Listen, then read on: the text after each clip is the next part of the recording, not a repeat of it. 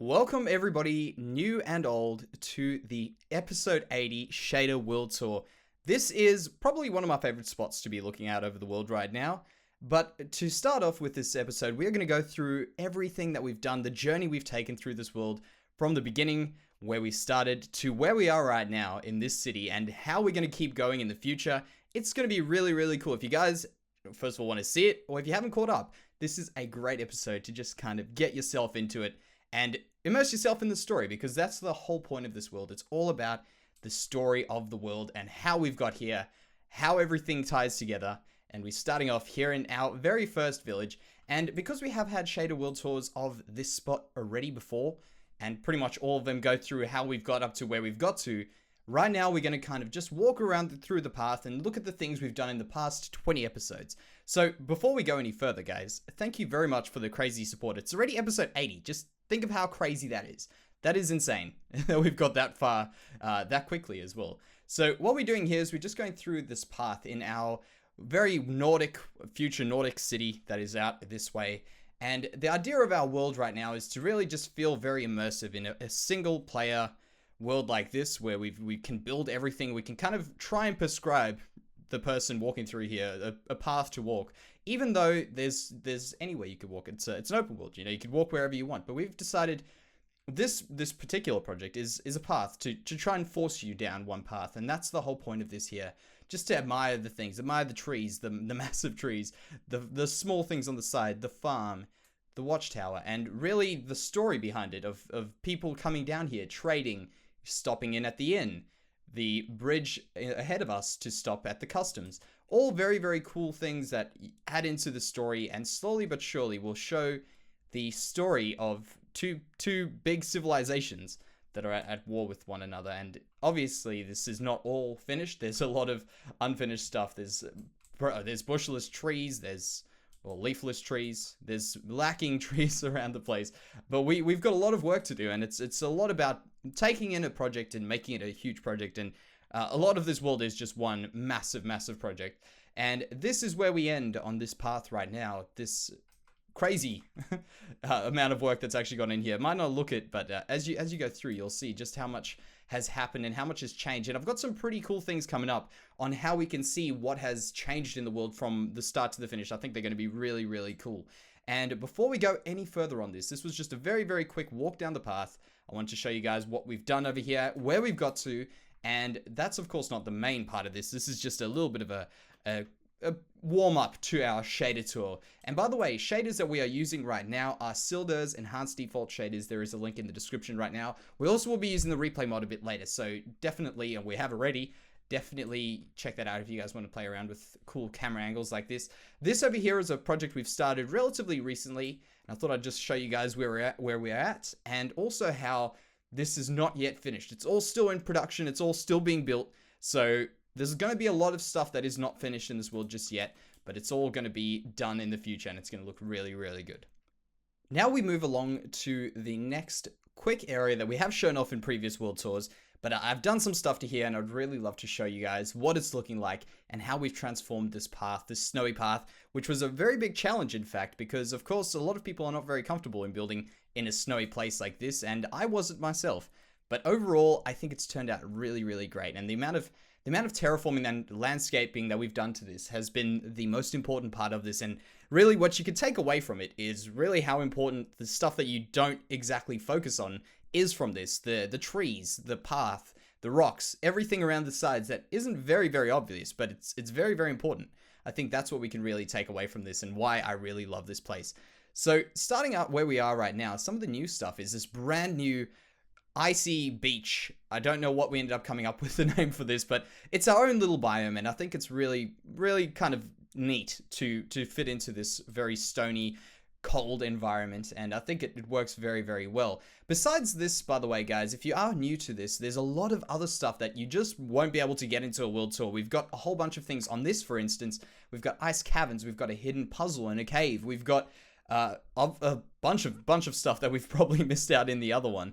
It's just a whole bunch of things that we just haven't seen, and there's a lot of just little stories. I mean, another trade route. We've got ourselves a wagon on the side here, just sitting here stopped for a night. We've got an encampment up here where we've got a watchtower, and we've also got a little bit of a fire up the top here as well. Just a lot of things that you probably would be pretty obvious to build now, but when you're building something without a story, for instance, what we've learned from this world is to build things with the story. And if you were building without a story, you'd probably miss out on a lot of this stuff. And this is just stuff that kind of comes to us as we're doing it. And that's what is so awesome about this. So here we go.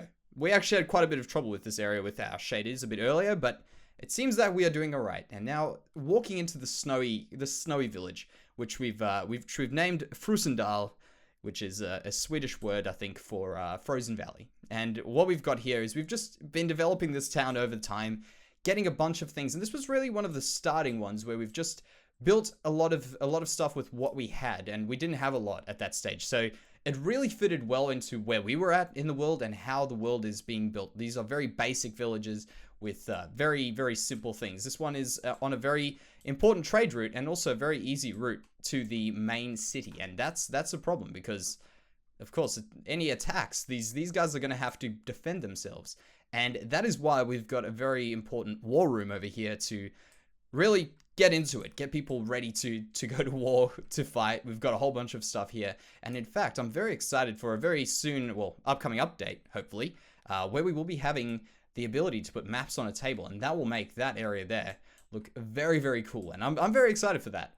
And besides this city is pretty much, this village is pretty much all I really want to show you is just how the smaller ones like this, where you might think it looks very, very tiny. It is a very small city in comparison to what I'm about to show you.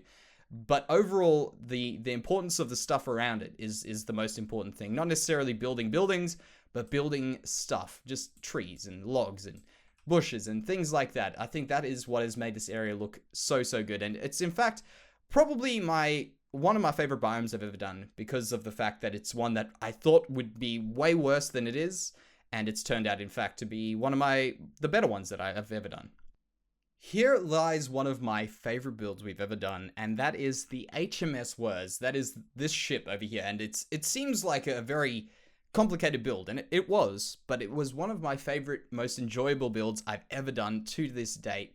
And I thought, we've just gone and explored that area, we've gone and explored that area around there, and I'd really love to show you guys just a very quick look at the HMS Wers, because it's one of my most proudest builds, and I think it shows that I enjoyed it so much, and it's really turned out to look very, very well. So this whole ship, and by the way, everything we do in this world has a heart to it, and I say that because everything has got a bunch of stuff inside to fill it up. We've got, for instance, seats. We've got all this stuff here where you can really just interact with the world and interact with the builds, because I feel like a build without the inside is really just it's an empty build. It quite literally is an empty build, but it just lacks that kind of feeling that you would want in these builds. And obviously, telling a story, it's important to know that we've got crew on board, we've got crates on board, we've got beds for them.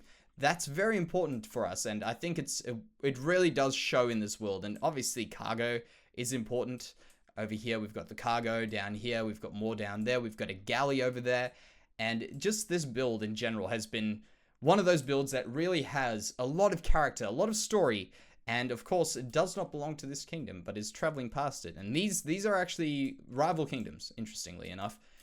And here we arrive on ship to the port city. This city is all about wealth, a bunch of military, a bunch of trade. Really, this is your city that's controlling this whole area. And it's definitely going to be a style we're going to be using in here. And really, you'll see this develop, and I'm really loving these things just popping up like this. Just the whole city all of a sudden just kind of developing into this thing that shows off its wealth. It shows off a few different stories within that, and it also just displays how all this beautiful economy might not be quite as pretty on the inside when you get down to it. And I think it's really cool. I think that's a really, really neat thing to add into this, and that's what we're trying to do around here.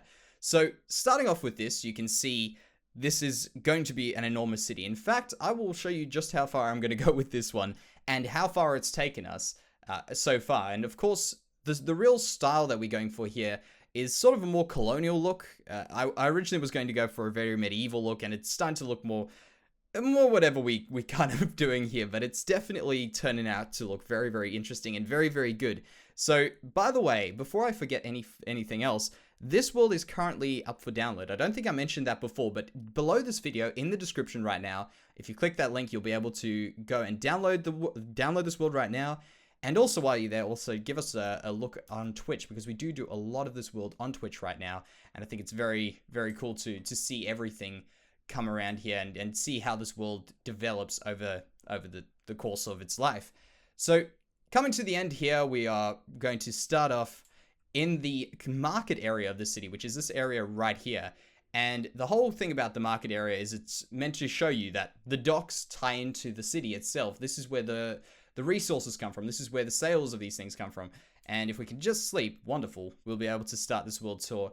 Sadly, we don't have the ability to walk around at night just yet, because we do play this world completely in survival mode.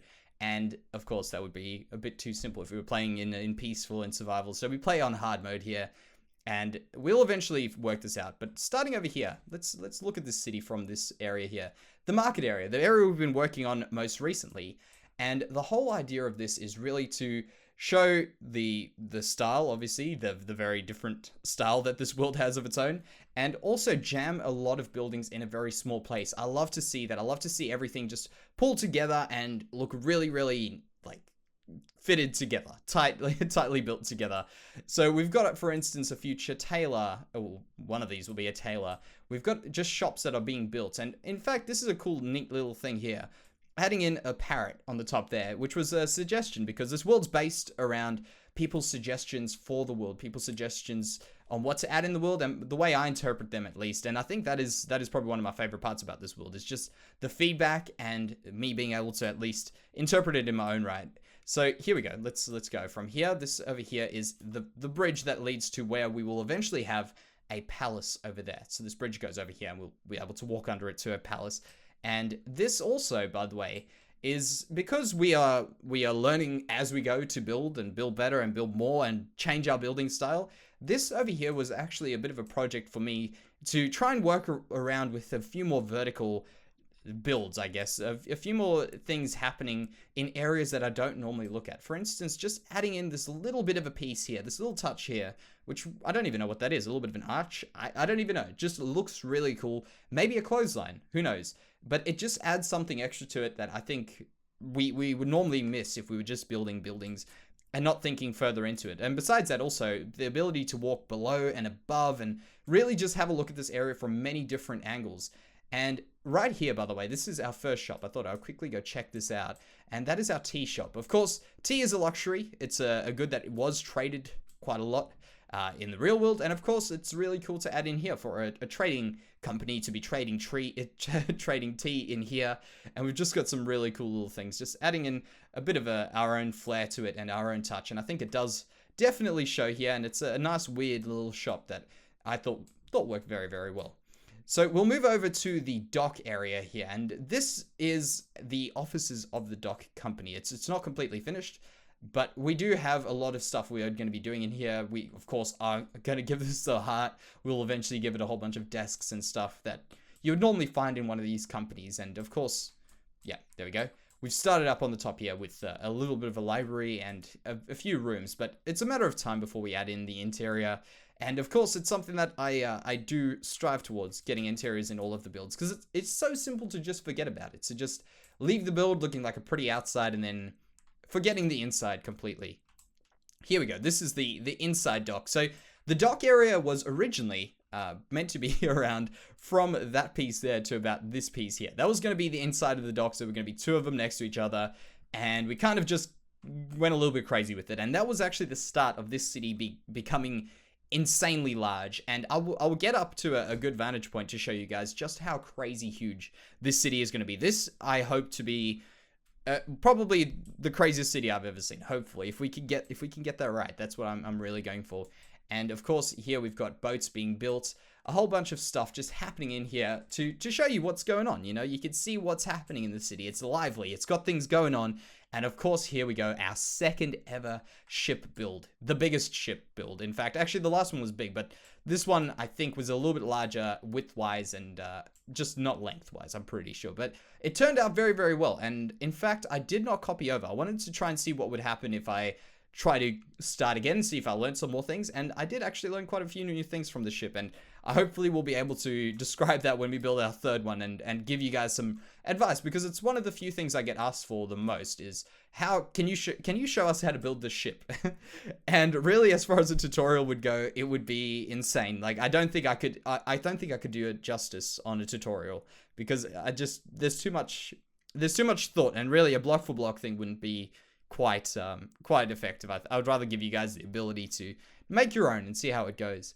So there we go. This is the ship delivering stuff. It's still got a lot of stuff that needs doing here. This side over here is not completed, but so far over here, we've got ourselves the ship being unloaded. We've got logs. We've got stuff for the city being built. And I've got a cool little thing coming along in the future where we're going to be having this city as we're going to have a build in the city that is being built, which is going to be kind of interesting. It sounds kind of weird, but basically having parts of the city with scaffolding and building our own scaffolding, which is a different sort of idea. And I think it really works quite well just to, oh, what are you doing to my parrot? It just works really well to just add in a bit more liveliness to the city and have a few incomplete builds, specifically for the reason of being incomplete. But there we go. That's that part there. This over here is the crane's office over here, where we've got a crane unloading the ship, and also just adds a little bit more to it. Of course, we haven't finished everything. So that's this area here, and we can now walk over to the main street, the main run down this way, which won't actually be the main street of the city in the future, but currently, because this is all we have right now, this is the main street. And I love just looking down here. I'm going to just go to that mode there. And I just love looking down here and seeing how everything really fits together. You can just see things come from one side to the other, and it just all looks really, really cool to me. These are our townhouses over here, which I really, really liked. I thought they were really interesting. These were the first ones that we started building. And by the way, you'll notice me falling down the holes here like that. That is purely because we are using half-slabbed concrete powder, which is a little bit of a workaround, and I know it doesn't really work too well for walking, but in terms of the look of this, it definitely helps us make this look a little bit more textured, and also just overall looks a little bit nicer than your standard stone stuff. So here we go. Carrying on down this way, we've got the market area looking down on that way, and this right here is possibly, if not my favorite spot in the world to just look out at this area, but one of, just down here, coming through here and just going through all this stuff, things coming around you and just working out so well. Eventually we go past the fort and the watchtower here as well, which are our two first builds. So that's really that part of the city, the whole run down it, and I really hope you guys can kind of see what it is. I'm not going to be able to go into as much detail. There's a lot of other stuff that I'm not actually able to show you guys all in this, because it just it wouldn't all fit together. But here we go. These are the barracks for the fort. I guess it's the fort completely, and of course this is also prepared for war, prepared for any incoming invading armies who come through this bay to have some struggles getting in here.